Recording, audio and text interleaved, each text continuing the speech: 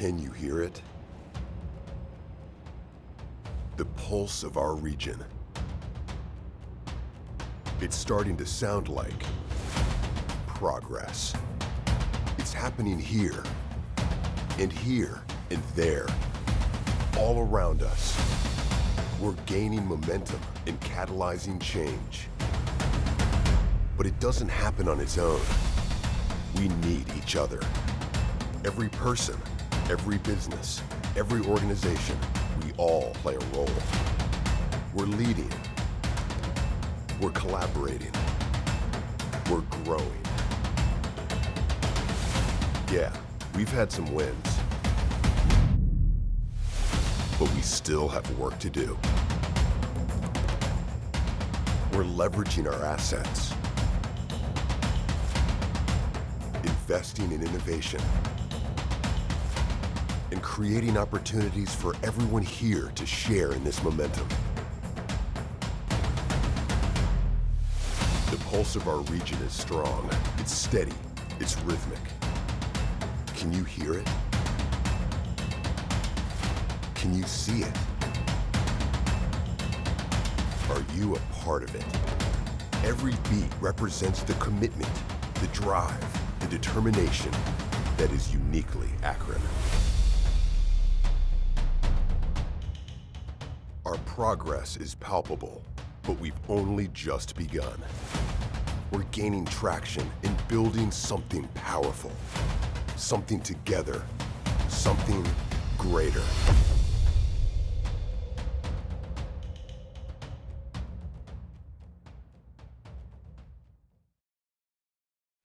Good morning. My name is Steve Millard, and I'm the President and CEO of the Greater Akron Chamber. Welcome to this morning's Leadership Dialogue series on the future of work and the workplace.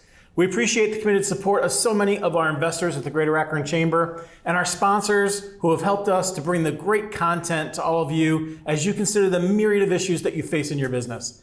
I'd like to begin by thanking our presenting sponsors for their support of the entire Leadership Dialogue series, including Akron Beacon Journal Local IQ, Browse McDowell, First Energy, Key Bank, and SummaCare. Thanks also to our additional premier sponsors for today's panel, including the AAS Building, Akron Children's Hospital, Gojo, and Goodyear. This year has changed the game in so many ways, and I know I'm not alone in thinking that the phrase, the new normal, is one that I've heard way more than I ever wanted to over the last 7 months. But the reality is that we're amid a time of unprecedented change. And while the phrase, the new normal, is used far more than I ever thought it would be, it's in fact the reality that we're dealing with. Over the last 7 months, so much of what we knew for certain has been upended. We've seen dramatic impact to where and when we work and have had to make adjustments to the way we get work done. Almost overnight, businesses have had to shift operations, adjust sales strategies, reimagine the way they deliver their products, as well as the way they interact with clients and colleagues. Many businesses have found themselves in a position where their entire business models required an overhaul so they could remain relevant, and they've had to rethink how they deliver and produce to meet the need to keep customers and their employees safe. The pandemic has altered so many things, and it's not been easy for many. Unsurprisingly, however, many of you as leaders in the business community have responded in ways only you can. You've pivoted, you've innovated, you've come together to adapt. Now that we have had about 7 months or so under our belt, it's critical that our attention turn from survival and coping to growth. So to do this, we've got to understand, anticipate, and plan for the trends in work and workplace that are going to remain far beyond the end of this pandemic. It's also an opportunity for us to reflect on the importance of resilience and adaptability. Questions like, how resilient was I as a leader during this time of change? How did our team adapt to the adjustments we needed to make? How flexible and responsive was my business model? Those are the kinds of questions we're all asking ourselves right now. And as they say, the only constant is change. While I certainly hope we've checked the box on unprecedented change for a while, this period in history has reaffirmed the importance of being nimble and strategic in the way we approach our businesses, while also having an eye to what's next. Today's panel is focused on bringing many of these topics to life. We're going to discuss the work and workplace trends that we're experiencing right now that are likely to have staying power for the long term, and how to adjust our policies and management styles to adapt longer term.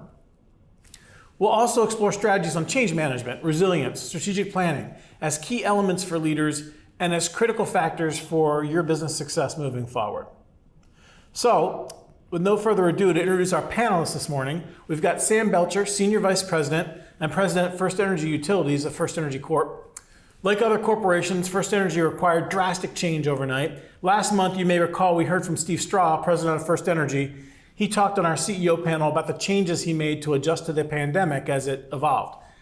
The way First Energy has adapted to the changing environment is testament to the culture of leadership and adaptability that exists within that company.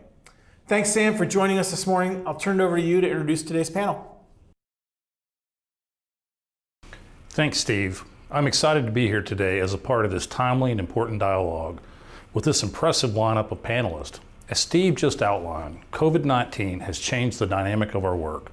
I know from firsthand experience with First Energy that we have had to undergo rapid shifts in the way we operate.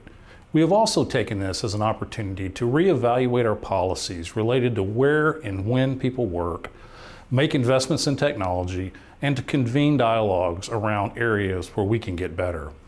And we've had to double down on the most important aspect of our work, which is the safety and well-being of our employees. As business leaders, it is incumbent upon us to learn, to question, to innovate, and to adapt. While this pandemic has certainly nothing anyone planned for on New Year's Day, it's not the first nor the last that will cause us to pivot. Some of these changes are likely to become our new normal, as they say, and others will likely return to the way they were pre-pandemic. Regardless of the trends that remain or return, we must be resilient and be able to adapt. These traits are paramount for our growth as businesses and as a region. Our panelists this morning will shed light on all these matters: trends, resilience, strategy, and growth amid constant change. This is a conversation we need to be having, and I'm thrilled to be able to introduce the leaders we have on our virtual stage this morning. Let's begin with Ramona Hood. Ramona is President and CEO of FedEx Custom Critical, a leading North American transportation provider located in Greene, Ohio. She oversees the FedEx Custom Critical Executive Leadership Team and is responsible for the performance and strategic direction of the company. Ramona brings more than 28 years of FedEx experience to her role, having most recently served as Vice President, Operations, Strategy, and Planning. She started her career at FedEx Custom Critical in 1991 in an entry-level position and worked her way up to various executive leadership positions at FedEx Custom Critical and FedEx Supply Chain. Her career path evolved through many areas of the company, including operations, safety, sourcing, sales, and marketing. Over time, she began offering innovative and strategic ideas that distinguished her from her peers. Ramona not only brought unique approaches to the business, but she did so in a way that brought out the best in others. These leadership characteristics and values are ingrained through her past and current leadership roles at FedEx Custom Critical, as well as FedEx Supply Chain. Next, I would like to introduce Reggie Johnson. Reggie is a Senior Vice President, North American Field Human Resources and Chief Diversity Officer for Signet Jewelers. Reggie joined Signet in 2017, Vice President in its legal department, where he had responsibility for counseling senior leaders on human resources and employment-related matters, managing all litigation, overseeing the company risk and safety programs, and leading its asset protection team. In his current role, he is responsible for the diversity and inclusion agenda for Signet, field human resources, employee relations, field learning and development, and human resources compliance. Reggie has more than 20 years of legal and employment experience, including with Family Dollar, Tyson Foods, and practicing law in New Orleans, Louisiana, and St. Louis, Missouri. Finally, I would like to introduce Dr. Tracy Brower.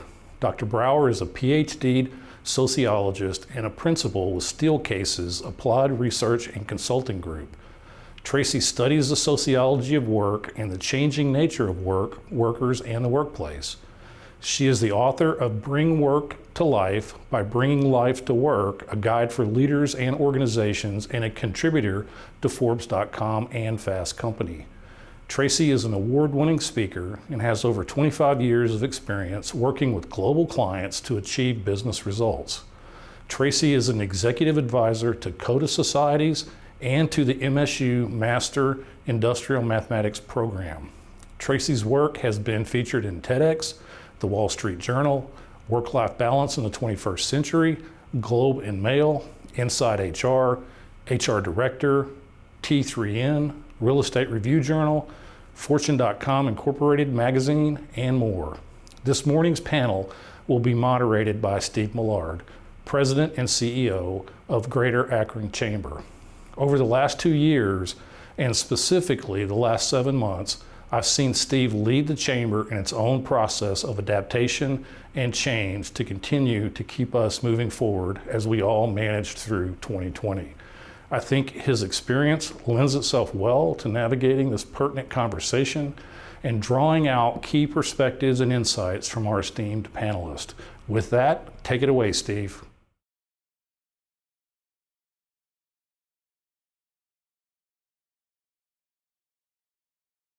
Thank you, Sam, and welcome to our esteemed panel this morning. They're here, they're wide awake. We appreciate you being with us, Ramona, Reggie, and Tracy. As Sam outlined, we've got an impressive group of leaders here with us this morning. Each of you bring a unique perspective and a set of experiences, I guess, over the last number of months and through your careers to this discussion. I'm looking forward to talking about the stories, the best practices, the perspective that you're going to share on the way the last 7 months have changed and reshaped the future of work and the workplace, as well as the impact on the way we lead, manage, and plan for what's next. So let's jump into it. Dr. Brower, I'm going to use you today a lot as our setup person in terms of some of the concepts. You have such a deep sense of experiences and research in this space, and so as we've said about a dozen times, the year's been filled with change, right? There's some companies that literally have shut their doors and some are really struggling, but there's others that are doing pretty well, maybe better than we would have expected considering the circumstances. So in the workplaces that are doing well, it feels like it's got a lot to do with how their leaders, cultures, and the business models have been able to adapt. And so I guess you do a lot of work on resilience, so you write a lot about it. Can you talk about how would you explain resilience in this context, and why is it so important for leaders and businesses? Yeah, it's a great question. Thank you so much for having me, and thank you to our dealer partner, Ohio Desk. You know, one of the things about resilience is all of the connections and the networks that we are able to rely on, and the more we can strengthen those, the more we are able to be resilient through it. Resilience is about three things. Resilience is about, number one, having a really good sense of reality, eyes wide open. Number two, making sense of reality, really that sense-making capability to figure out what it means to you, to your company, and how you will respond. And number three, resilience is about improvisation and response. I think about this as the MacGyver effect. You know, you got to figure out a way to make a rocket ship from a paper clip and a stick of chewing gum and a piece of duct tape. And the way that we do that, I think you're absolutely right, Steve. At the beginning, you said we're moving from survival and coping to growth. This is our moment to demonstrate our character at an individual level and at an organizational level. So it really is about those three things: understanding reality, making sense of it, and then finding a way to improvise and respond and be creative. You know, a lot of times, a lot of the barriers that come from current situations are what drive us to be more creative and respond in really new ways. And so we want to see the glass half full in terms of that. So Ramona Hood from FedEx Customer Critical, let's talk about your reality a little bit. So you've been FedEx Customer Critical for a long time, maybe 28 years or so, I think Sam said. And in January, you took on this role of president and CEO, and then everything sort of shifted. So talk about being new in your role, how this new and changing reality, how you're able to be responsive so quickly for both FedEx's employees, but also for the large number of contractors who all had to keep working because you're part of essential supply chains. Absolutely. Thank you, Steve, for the opportunity today. So January 1st was a very exciting time because it was the appointment of me being president and CEO of FedEx Custom Critical. And I really felt I had the experience and the knowledge to come into the position and start focusing on, my first 90 days. And as Tracy mentioned, part of resilience is reality. And March 1st, I realized that we were moving into a direction we hadn't planned for. And as we started to see the states shut down, we knew we had to respond as an essential company to protect our team members, as well as keeping our business running with our independent contractors.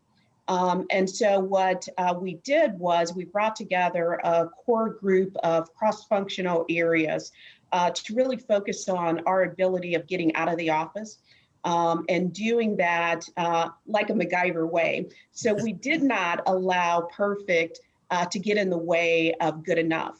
And so what we were able to do in really just a few business days was take from our Green, Ohio office, which is our headquarters, along with every other office that we have across the US.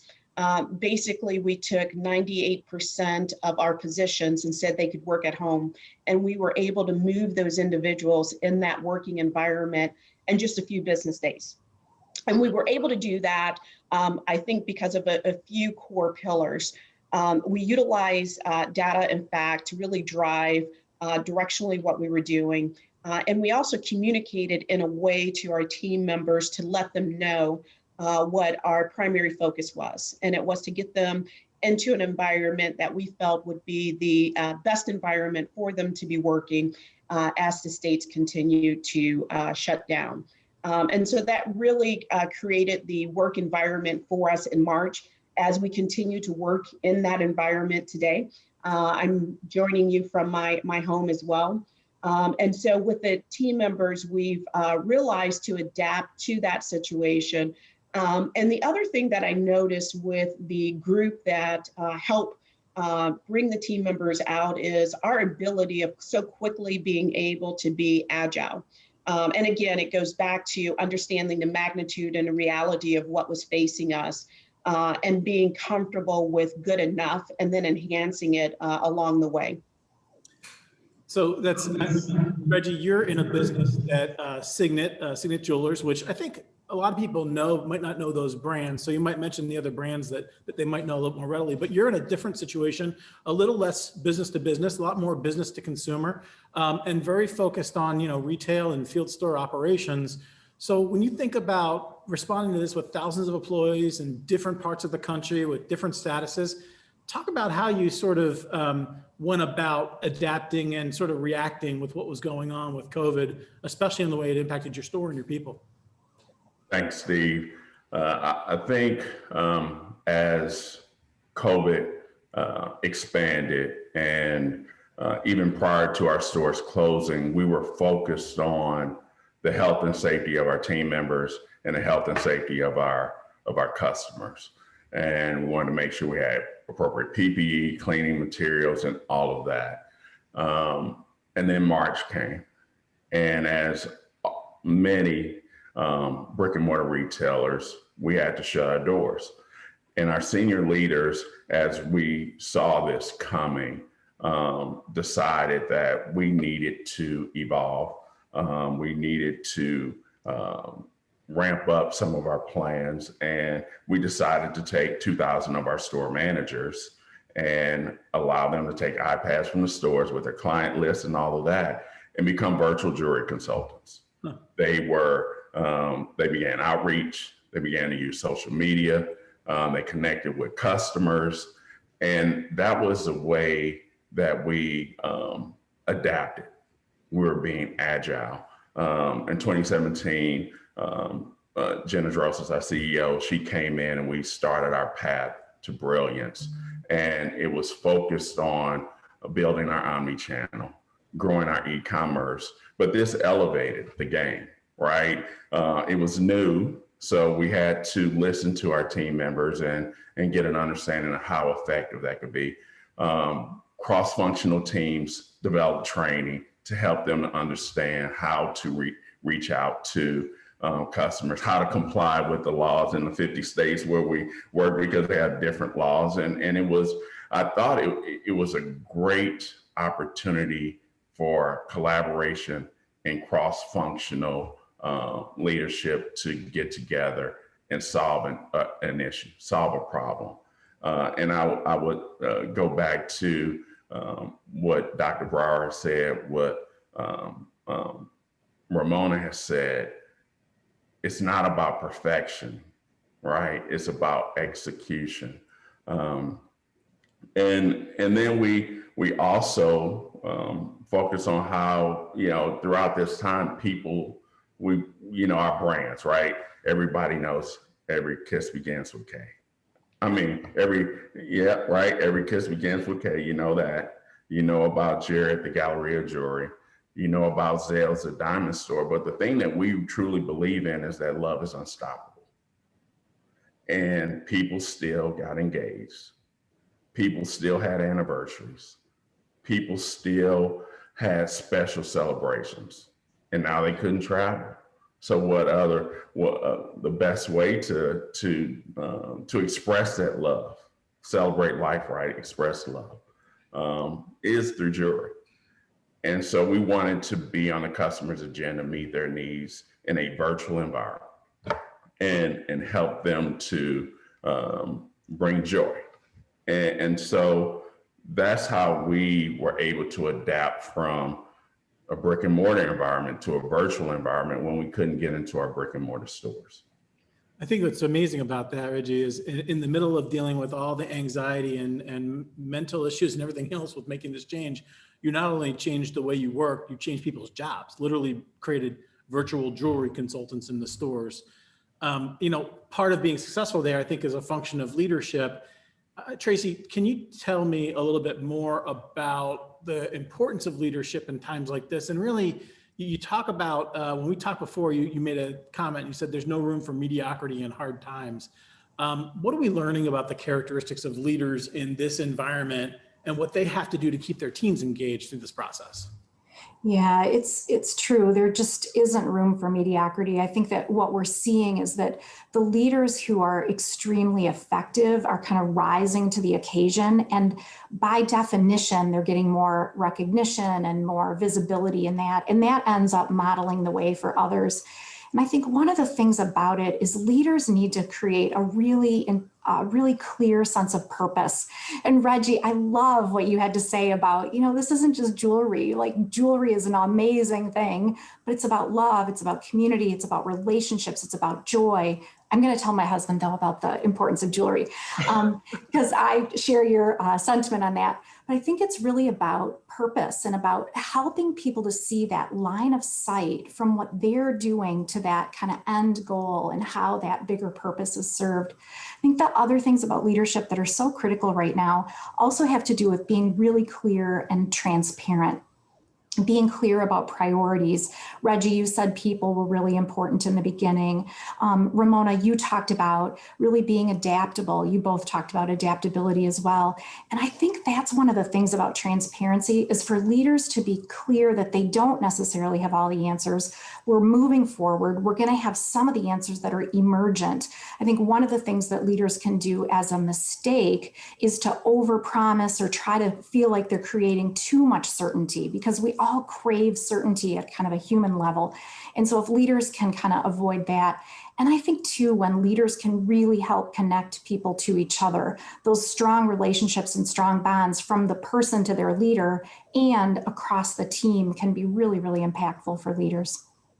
So, Ramona, as you sort of said, you stepped into this new role, and we talked about communication and how you sort of, help people understand what's going on, what's happening, change that are, you not only have employees, you have contractors that you work with extensively in your network. How did you sort of address that communications challenge with your team as you were trying to keep them informed of what was going on? Thanks, Steve. From a communication standpoint, I think as a leader, it's critical to be purposeful with your communication. And as I think about January, we had a full communication plan that really spoke to the change in our organization, having a new president, a new CEO, what was changing with our strategy and our vision. And so when we found ourselves adapting to COVID, again, I used the cross-functional team I had with our communication manager on it to start developing the communication around COVID. And as we can all think back to that time frame in March, the data was changing daily. And to Tracy's point, it was very challenging to try to predict what was coming. But we knew we needed to communicate where we had data and the fact that we would continue to make decisions as the information was coming to us.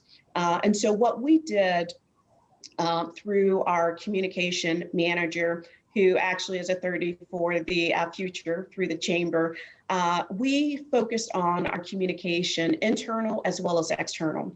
And we had a couple different audiences. It was our team members, it was our customers, and it was our independent contractors. And our goal and our focus was, one, to let all three know that as we continue to work and operate, the most important thing was that our interactions would be to protect the health and the safety of everyone. The second was to provide indication of what was going on with our business. And as an essential provider in the B2B space, it was very important that we looked at the industries we served and realized that there was a great calling for our support and our need during this time. And that allowed us in our communication to really connect with our team members through this time of uncertainty, the purpose of the work that they did and how meaningful it became to help support not only our local communities, but even globally, the impact that we had the ability to make. And so we became very intentional with that communication, what we were sharing and the frequency of it. And we realized that during that time, there was no such thing as over communicating. And so we really looked at the frequency that we were communicating with all three groups and really started to add to that. Especially as we saw that we were not going to shut down the state for 2 weeks or 4 weeks. We really built out our plan for the interim and then also looked at it from a long-term perspective to make sure that we had a rigor and a cadence with the information that we were sharing. And it was something that it was not just being led by myself. Our focus of communication was to make sure that the organization and our contractors could hear from me, but our entire senior team was involved in the communication to the point where we cascaded it down and had every level of leadership responsible for elements of the communication at the right time in the right place. So, are you dealing with COVID in this process? But then comes the George Floyd tragedy and a more focus on racial tension. You're trying to maintain sort of, people feeling good about being at work, connecting with each other. You've got a very diverse team. Would you mind talking a little bit? You're the kind of person who I think leads by bringing your whole self to work. How did you sort of begin to think about addressing that or work with that as a Black female CEO of a company in the midst of all this stuff going on? Yeah, I actually found that was a test of being authentic, quite honestly. After the murder of George Floyd, by that Friday or Saturday, I believe it was that Saturday, from a work standpoint, we were talking about what was going on with the loitering and the safe havens that we needed to put in place for our independent contractors. And so I found myself on a Saturday with a lot of mixed emotions, where a piece of me wanted to compartmentalize that and focus on the work and the purpose of that call on that Saturday. And as we started the call, I realized my emotions had a different plan. And so I asked for security to take over the call and really lead it. And what I realized with that small group of leaders that were on the phone, I opened myself to them just in the moment of giving someone else the direction of leading the call. And I got several different calls and texts asking, how was I? How was I as a mother of 2 African-American children? How was I as an African-American woman? And how was I in the space of trying to lead the company with one more challenge and issue like this going on? And so for me, I needed to put myself in action. And so that weekend, I prepared a letter to our organization condemning the racial injustice that was going on in our country. And at the enterprise level, the same thing was happening. So there was a letter from our chairman that came out, and then my letter came shortly after his. And what I saw was the opportunity of bringing my full self to work allowed our team members to be able to do the same thing. So once I sent the letter out, the letter really talked about the opportunity to make sure in this space of working remotely and not having that social element in the office, that we were reaching out to our team members and we were asking, how are you doing? How are you feeling? And it was okay if that answer was not good. Right. But giving them the space to share with their colleagues how they were feeling at the time. And so what I talked about to the organization was, one, a chance to heal. So let's get comfortable and open with sharing how we feel. And then next, let's take some time to listen and learn. So how can we set up these opportunities that allow us to do it? And so we did a couple things in the space of listening and learning. We worked with the YWCA in Greater Cleveland. They had a program going on with a 21-day challenge. And we allowed team members to support that. We accelerated some of our diversity, equity, and inclusion strategies that we had planned for later in the year. Primarily, we moved up our Black professional network and the efforts in that space based on what was going on. And so we announced that to the organization as well. And so we really talked about the listening and learning and how to create those safe zones and spaces to do that. We also shared with team members different information, whether it was a TED Talk, a book, but just providing team members resources so that they can become more aware of their team members. And so we continue our focus in the space of diversity, equity, and inclusion. But for me, that moment in time allowed me to decide how I was going to show up.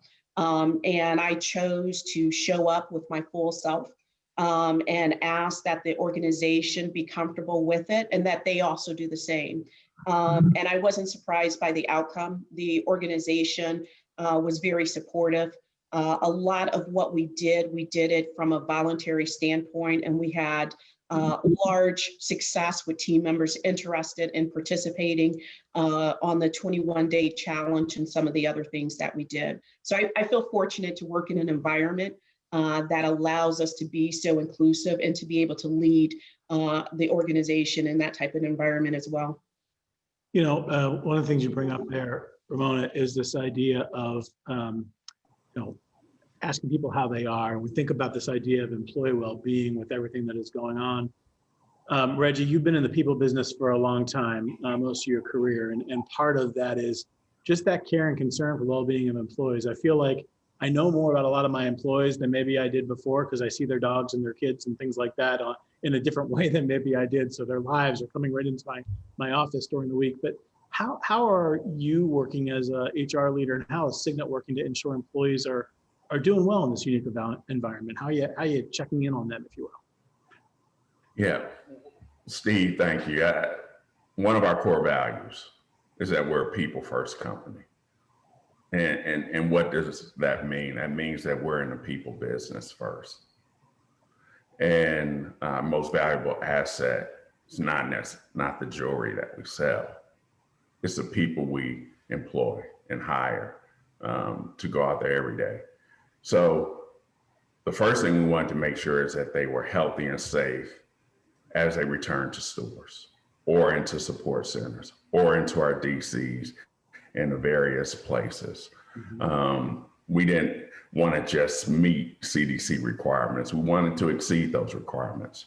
We partnered with medical experts and we partnered with the Cleveland Clinic, right? And we developed our Love Takes Care health and safety protocol, which and implemented training to make sure that from a store and work environment that people were healthy and people were safe. Mm-hmm. I think we also had an opportunity to truly connect. You know, when you think about the support center, you think about working virtually. I'm at home as well. And you know, it's easy to have your day from 9 to 5, 8 to 6 to be covered 90% some days, 100% some days with meetings. So you just focus on the business. And I think that we had an opportunity to get to know our people and to find out their situations and to be agile and to adapt. I mean, we're in an environment where in March, schools close. We're a company that's 65 to 70% female. We have a lot of mothers. We have a lot of fathers too, right? But that's a genuine concern, right? You have to make sure your child is getting educated at home. So there has to be flexibility. There has to be empathy. There has to be compassion. And what I learned is that as a people first company, we had to focus on our people. And when stores started to open, there's been this big debate. I'm not going to get into politics of it, of whether you wear a mask or not. Right. We required our team members to wear masks initially, but we didn't require our customers to wear masks. And we made the decision quickly that we would require our customers to wear masks. And some of you have probably been out and you've seen signs. Some people want to clever, right? You had the no shoes, no shirt, no service. They added no shoes, no shirt, no mask, no service. We're again in a people business. And what our signs say are, we wear a mask to protect you. We ask that you wear a mask to protect us. Simple, compassion, caring for one another, and making sure that as people do their jobs, as you go out and you want to celebrate life and express love through jewelry, that you can do it in a safe and healthy environment. Because, you know, candidly, regardless of where you are on COVID, and people have died, and we want to make sure that people are safe, because our people come to work every day in our brick and mortar stores so that they can help you celebrate a special occasion. So, Steve, can I just bridge on something that Ramona and Reggie are talking about? The thing that I'm so struck by in your comments, you're both amazingly inspirational. The thing I'm so struck by is empathy and compassion. You know, Ramona, you talked about having leaders check in with people actively, check in with themselves and understand where they were. Reggie, you're talking about understanding the situations that people are in and what their constraints or challenges might be. I think that's such a mark of great leadership, both at a leader level and at an organizational level. And I think the really interesting thing about that is the extent to which that is so linked to culture. Neither of you talked about, we did leadership training programs to tell people how to be good leaders or how to express compassion or how to lead through crisis. It was an outgrowth of your culture that you were able to kind of set those directions and make those decisions and then really have amazing examples of that empathy in action. There's a great study that talked about the extent to which people were struggling with mental health. And there was a correlation to leader empathy. When leaders demonstrated empathy, people reported that their mental health was better. So there's just this really interesting relationship of feeling like somebody cares, feeling like there's somebody attending to what's going on with me. So anyway, I just really appreciate both of you talking about that. Well, and Tracy, from what you're seeing, or maybe Ramona or Reggie, how does that then show up long-term change in policies or approaches? I mean, a lot of companies didn't have things like remote work policies or, time off and things like that in the way that maybe they have now. How are you going to see, how do you see that changing the way you operate going forward? I'd be glad to share a little bit about our thought as we move forward. And I'm going to touch on it a little bit on also the empathy side of it, and then how we see working in the future, maybe a little bit differently.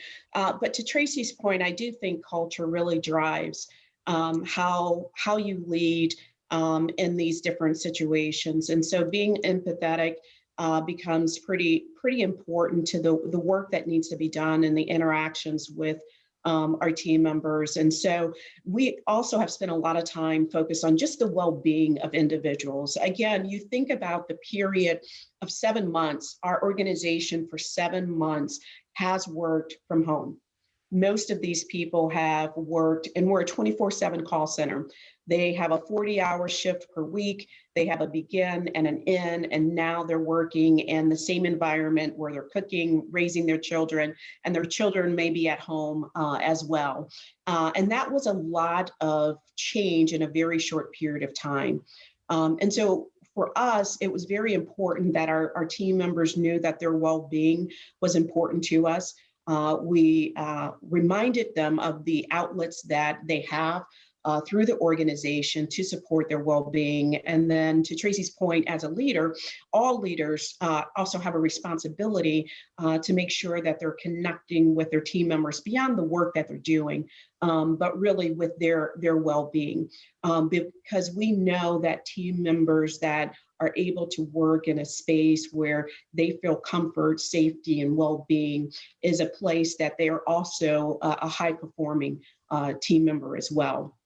And so when we think about the way that we've worked over this period of time, the organization has heard me say it a couple times. It was a crisis that took us out of the office. It will be a strategy that allow us to really look at how we become more of a mobile organization. And so we've started to have dialogue around what's the best way to work, the work that needs to be done, what's the environment to get it done. When we think about innovation and collaboration, how do we want to do that in the future? How do we want to look at work that's done more in an independent environment and get that done? And we're going to utilize the outcomes of our discussions around how to work in the best environment to bring out innovation and collaboration. And again, continuing to be a high-performing organization with technology and adaptability. And we'll use that as we move forward to really build out the strategy and the flexibility that will work for team members as well as the work that we want to get done. And so I'm excited that we have a group that has been exploring that really over the last 60 days for us to really get intentional with what that strategy looks like. It won't happen overnight. But we're on a course now that we're developing what we want it to look like, and then we'll look at the tools that provide us the success in that environment as well. So, Dr. Brower, is that at Steelcase and Ohio Desk, as you're interacting with companies and you're talking about, is this more typical than not that folks are reevaluating how does work even happen? How does the office even get used if there is an office? Talk about that a little bit. Yeah, oh my gosh, that's where my mind was going to, Steve. I love what you were talking about, Ramona, that, there's this new consciousness. That's what we're seeing is people are wanting the office and appreciating it more through its absence. We miss the innovation that can happen more quickly in the office. We miss being with our people. We miss the opportunity to feel like we're more connected. We miss the opportunity around imparting our culture and attracting and retaining. All of those things are really important. And we miss the productivity that can come from the office. But I think the key thing, this is really, really hard. And crisis can precipitate change and help us to think about accelerating change. And I think the benefit is for us to think consciously about our work, about how we work best, about where we work best, and to really make sure that our whole ecosystem is serving us in terms of that. The thing that I wanted to mention as well as we're kind of getting into the well-being conversation is that well-being, we a lot of times think about it in one way or the other. Physical is usually where we start, or we quickly go to emotional, mental health issues. And we have this amazing model that is kind of 3 intersecting circles that says well-being is about physical well-being, cognitive well-being, and emotional well-being. And I think when we bring, Ramona, you were talking about bringing your whole self to work and authenticity. And I think when we take that holistic view of people, the physical, the cognitive, that emotional makes all the difference and helps us to think about what does the office need to deliver? Things like safety and productivity and belonging and comfort and control. what are the expectations that people have in terms of how we're supporting them in their home offices? Because those are being increased as well. And how do we help them think really intentionally about their work and how we can support them to do their best in whatever kind of work they're doing?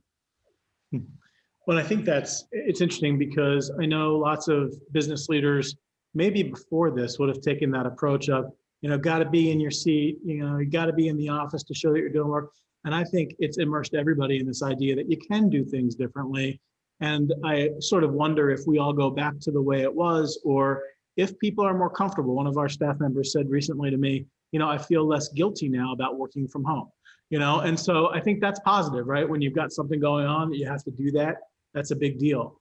Reggie, one of the things as you think about what lasts for you long term, I mean, your business is one, you're in retail, so there's turnover, right? People are coming in and out of the business because of different things that are going on, and especially as you said with your female workforce, but they've got a lot of things they're managing right now. How has the pandemic changed the way you find and select talent as you go forward? Like, what are you doing there differently to sort of do that better right now, or differently? Yeah, I'll focus on our brick and mortar and our selling environment first. I think, customers are still coming in our stores. The majority of our sales come from our brick and mortar. But what we're seeing is that they're coming with a purpose, right? You don't have as many people just browsing. And we have to make sure that we're putting people in place who are also people first, right? That they are making connections, that they're able to engage and really connect with our customers. But then we also stood up this virtual environment where we brought a lot of those store managers who were our tests, right, of virtual jewelry consultants back to stores. And we've stood up this virtual selling environment. And those individuals, one, have to be in touch with technology, able to adapt, able to understand our systems, able to type, right, when you're connecting with people, and really have an EQ that allows them to connect in a virtual way, to understand the use of social media, to understand the use of all the various social and technical aspects of connecting with people. And that is, as we begin to, because we do an assessment of our team members, we have to evolve our assessment so we can determine who's best for brick and mortar, who's best for the virtual environment, or who can adapt in both. And that is the process that we're on. And then I would say from the support center, those of us who support the field, and you still have distribution centers where people have to come in. That doesn't change. But from a support center environment like my role, I'm at home. My team, they're at home. And we have to be flexible and allow them to truly adapt to this new normal and make sure that people can adapt to it. I'm an introvert by nature, so I can go a while, but there are people who need that connection. Right. And you have to be able to use technology, whether it's Zoom, Teams, right? I like walk-bys when I was in the office. So I still try to utilize that by calling through Teams and connecting with someone visually and having, developing those connections. So we really have to make sure that we're putting the right people in the right place to be successful. And it's not about taking the first person who comes, it's taking the right person who comes and meets and meets our core values, meets our principles, and is willing to connect with our customers on their agenda. So Tracy, as far as I know, I haven't heard that Steelcase has shut the doors and given up. So my sense is that offices aren't necessarily dead. Maybe they're dead is in the same way that we have known in the past. But what are the 3 or 4 things leaders are thinking about right now in terms of What are the trends that you're seeing, or the big things that people like Ramona, people like Reggie should be thinking about as they are evaluating, how to use space? Yeah, I think that, the thing that is really top on the minds of leaders is thinking about this balance of places that are both safe and compelling. And I love to think about the Maslow hierarchy. I think it's just a really helpful model. We all learned about it in high school, and we've spent our careers worrying about if people have a sense of belonging and if they feel valued and if they have a sense of actualization. They want to build cathedrals, not just lay bricks. And those are the right things. But a lot of us have been kind of bumped back down to the bottom of that Maslow hierarchy, and we're worried about our physiological needs. We're worried about basic safety and security, which causes friction and cognitive dissonance and makes us tired. We're not used to putting mental energy into those things, and now we need to put our energy there as well. So I think it's this really interesting time where we need to create places where people are safe and where they perceive they're safe. And that's like table stakes now. That's like ticket to entry, right? To have people come back and feel good about doing that. But then I think the office also needs to be compelling in some really new ways.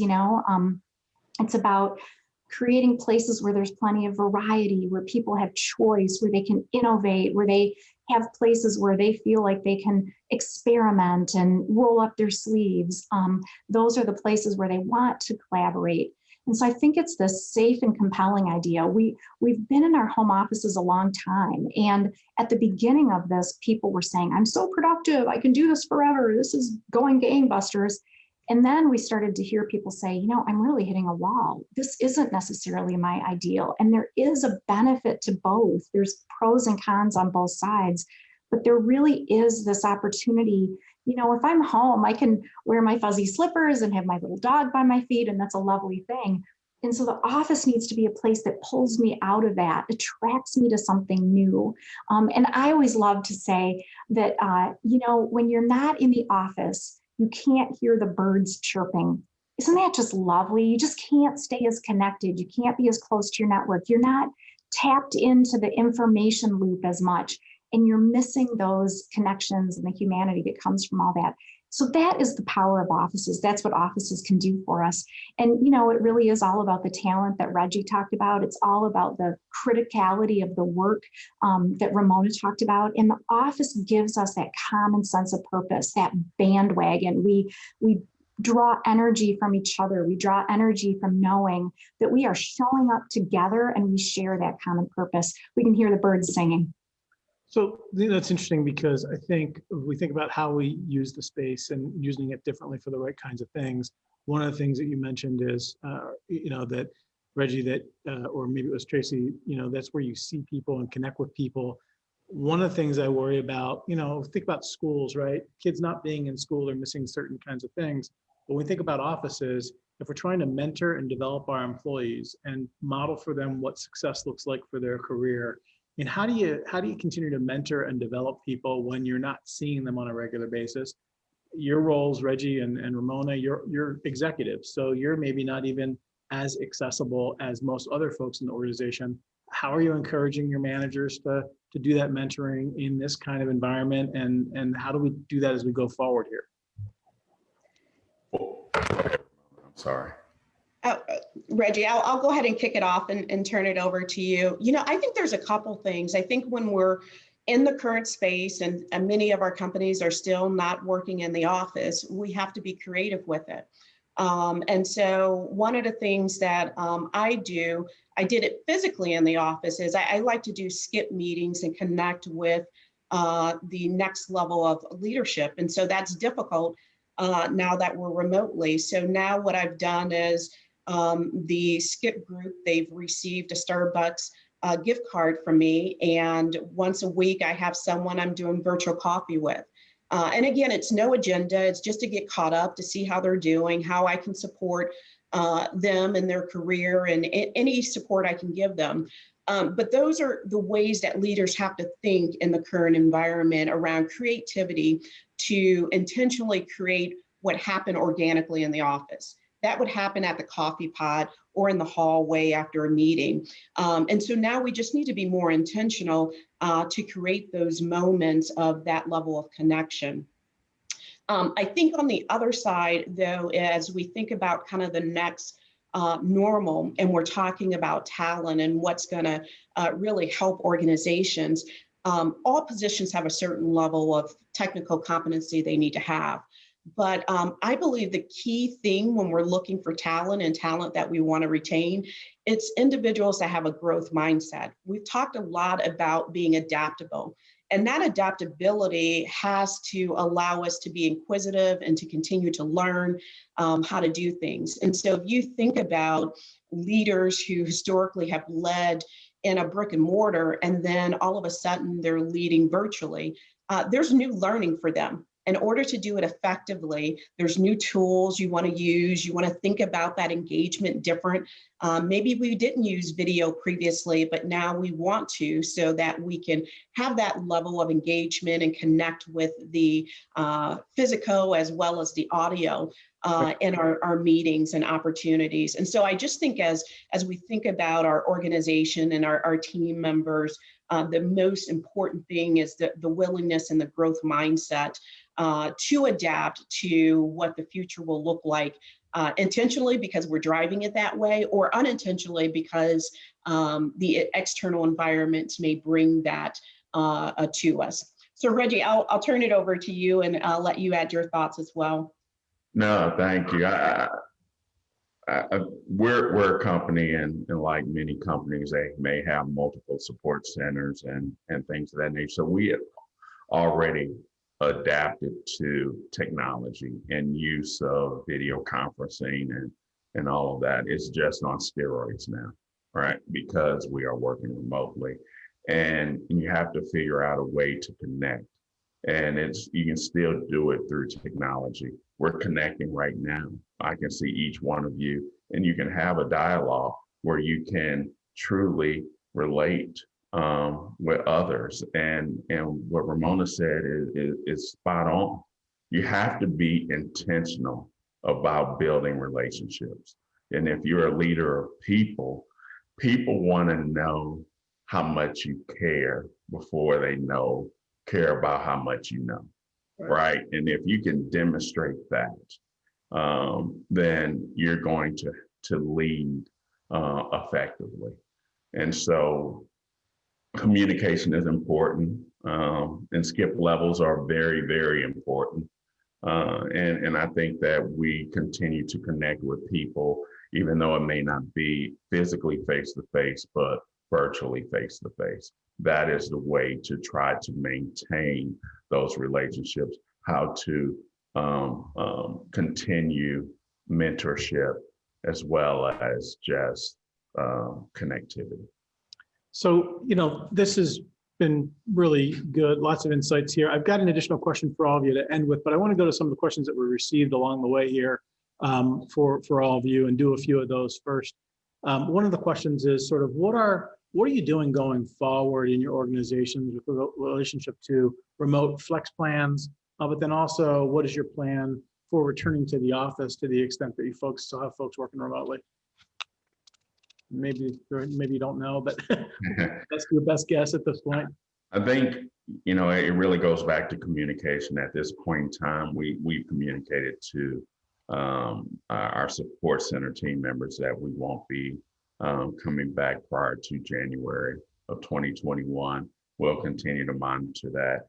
And as Ramona said, you have to communicate frequently. We have town halls, even during the time we had stores closed and we were starting to open them up. We had people on furlough, so we had to make sure we communicated with them, kept them engaged. And it's really about communicating frequently, clearly, and I agree, you cannot over communicate in times like this where we're not together in a brick and mortar facility. Ramona? Yeah, in our environment, we've communicated a couple times about when we would come back to the office, and I think those different communications represent, based on the information we had at the time, what our next thought was, and it also speaks to the fact to the organization we're comfortable telling you we're coming back on a certain date, and then telling you no, the data's changed. Right. It's going to be different.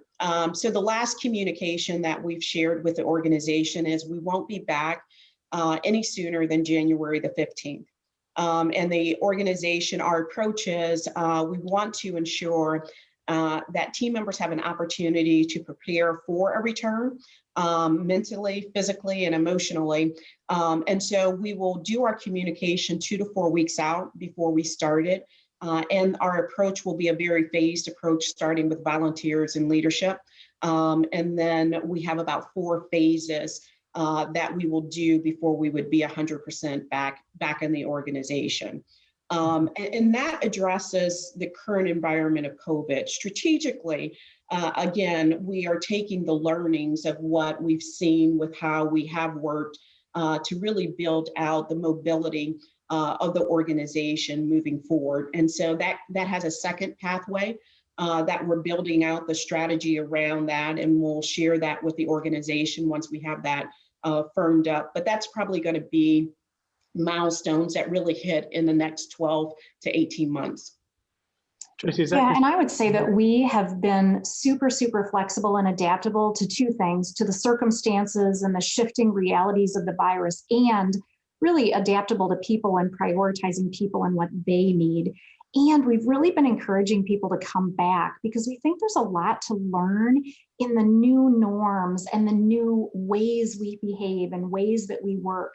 So we think it's a bit of a both and, but we're being really careful about the surrounding circumstances, and also being really careful about people making choices about where they feel most comfortable, if they're vulnerable, if they're less vulnerable, if they want to be in the office because they can't work as well at home, and so that they can really make those choices and find their best place based on what those options are.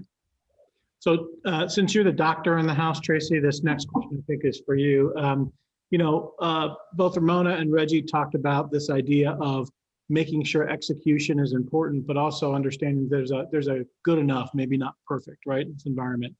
How do you give employees kind of safe space to feel comfortable with that when they may not be so comfortable with, not delivering what they perceive as the absolute, 100% solution?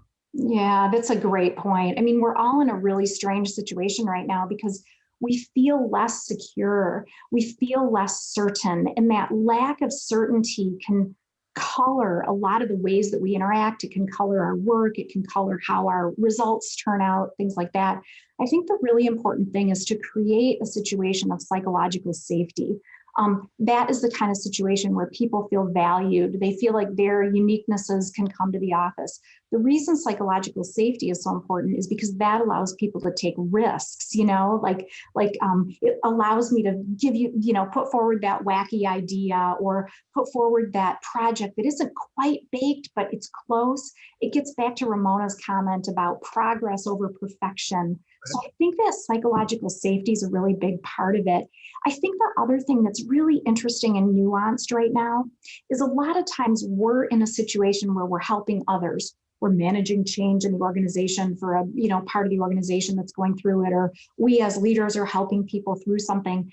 And the really weird thing today is we are all going through it together. So I think there's a lot of value in kind of understanding where we're at, and then as a result being able to help others in addition, and to be really conscious about both our situation and about the psychological safety that we're creating for other people, kind of in a both and way of thinking. So I'm going to throw a last question at all 3 of you, and maybe we'll start with you, Reggie. And the question really is, what's one thing you learned about yourself or the business this year that's going to change the way you operate, maybe Signet operates moving forward? We touched upon it a little bit. It's really that I needed to connect with not just my team, but others. You think about early in the pandemic, those of us who were not on furlough, we were working 7 days a week for probably a few months. You will wake up in the morning and say, what day is it, right? That is how they all blended together. You didn't know what the weekend was. And it really, this has taught me to really connect with people beyond the surface, right? We just, how are you doing? Because we're being pleasant, not necessarily because we're interested in hearing the response. And I think I moved to really knowing how our people are doing because of this unique time. And I start my meetings with, how are you doing? And if I don't get an adequate response, I will dig deeper before I get into the business, because people are struggling. And you want to make sure that we're providing the right resources so that they can, one, be healthy and whole, two, have a work-life balance, and three, be effective in their job. And that is what I learned, to really try to connect and don't just dive into the business. That's great. Great insight. Ramona, how about you?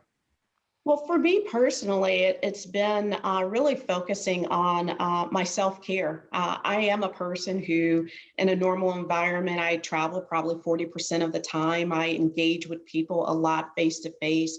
And so working from home was not an easy adjustment for me.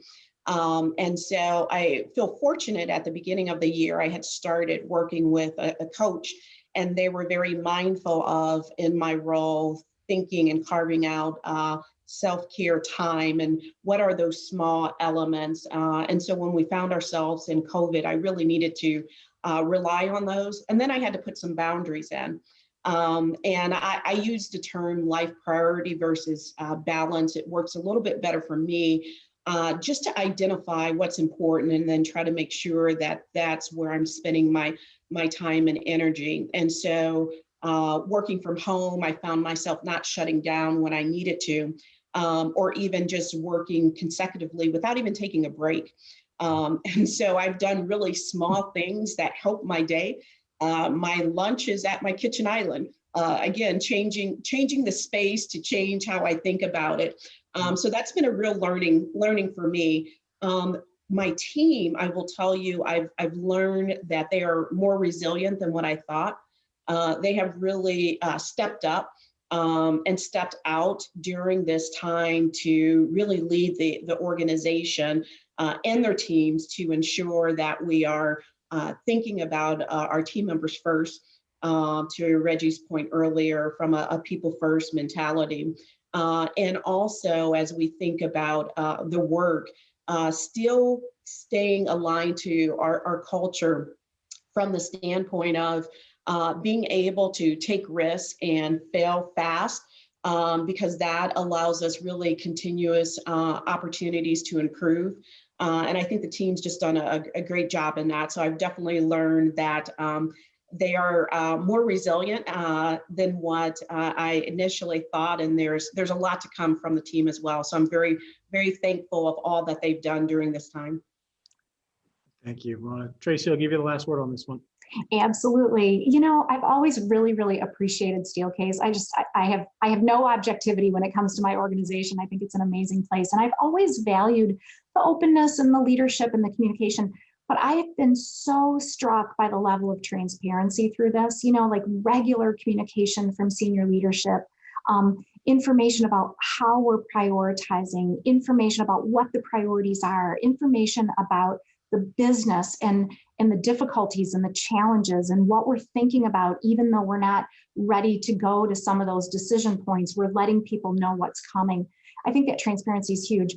And you made the point, Steve, at the beginning about the transparency with each other, right? Like we're seeing each other in our baseball hats with our dogs or our kids or, those kinds of things. And so I think there's this really important learning for me about transparency at the organizational level, at the personal level. And it's just, I think it's more important than I ever realized. And I think it's so telling in terms of the way that we develop ourselves and develop relationships with each other. Yeah. I do feel like we're able to make connections in different ways now. We know a little bit more, maybe too much about each other recently, but it's all good. So, Reggie Johnson, Ramona Hood, Dr. Tracy Brower, thanks so much for the time you spent with us, your insights today, sharing your experiences. We really appreciate it. Hopefully folks walk away with a couple of things. And that's the whole point of these dialogues that we're having.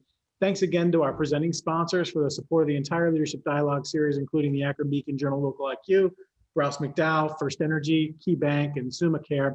While the future seems uncertain in many ways, it's evident there's things that we can do to prepare ourselves for whatever's ahead. And so whether we're adapting to the pandemic or the day-to-day stuff that we deal with in our normal environment, change is going to be constant. The ability to be agile and to adapt is going to be key to our success. Also critical, as we talked about today, is going to be a focus on our people and their well-being. I think everybody can agree that business's success is going to be reliant on the strength of its employees and how they feel about how that business is sort of feeling about them. We got to make sure we're taking care of our talent so we can retain and leverage their skills to advance our work. This topic on work and workplace has got all kinds of components to it. And so today we focused largely on when, how, where people work and what we're seeing in terms of how you lead people. There's another important dimension here around worker skills, connecting those skills to jobs and to companies. And our region is fortunate to have a leader in workforce planning and support in an organization called Connexus NEO.